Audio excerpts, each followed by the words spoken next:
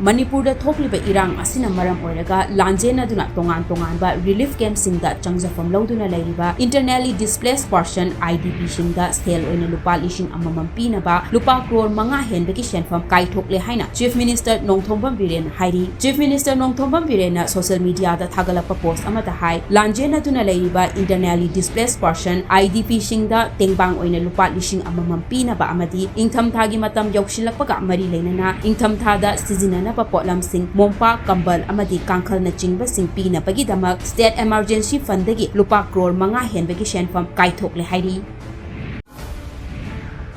Manipur gi apun begi saktam thugai bi yaroi Manipur gi apun begi saktam da singnarak pa yaroi Manipur da lairiba irang asi athubu matam da warishin produktuna hanagum ingchipa punsirol da hanjan biu lanjena duna lairiba miyoi sing hanagi punsirol da hanjan biu ingchikpa purak piu hairaduna mari leinaba singi puning chingshladuna north east state singi yamlaba mahiroi singna ngarang laiba sigi konung New Delhi da laiba jantar mantar da wakat mifam chathakre Safe Manipur no compromise on territorial integrity haina mingthonba wakat mifam adu Manipur Innovative Youth Organization amadi United Kakching Students na punna kusanmaduna pangthokibani hariba wakat mifam aduda Northeast Student Society of Delhi University gi mahiroi sing historian amadi retired army colonel singna saruk yaki tongan ba banner sinaduna protest tawkiba mahiroi singna mari leinaba singi pungning chingshipki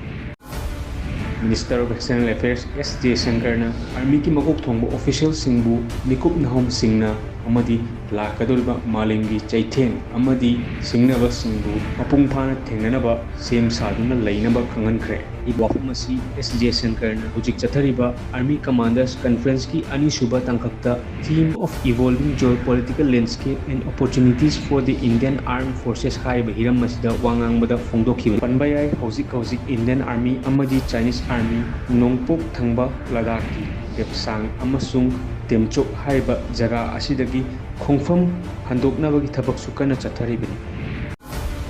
Naim Qasim Lebanon ki Shia Islamist Political Party amasung armed group Hezbollah ki anuba Secretary General in Hapkre hokiba September da Hezbollah ki luchingba Hassan Nasrallah Israel na Beirut sathagiba attack amada laikhitraba madung Naim Qasim Hezbollah ki anuba chief oina hapkibani jehi humphudara mathoi suraba Hezbollah ki founder member su oiriba Naim Qasim hana lup asigi deputy leader ki from Payamki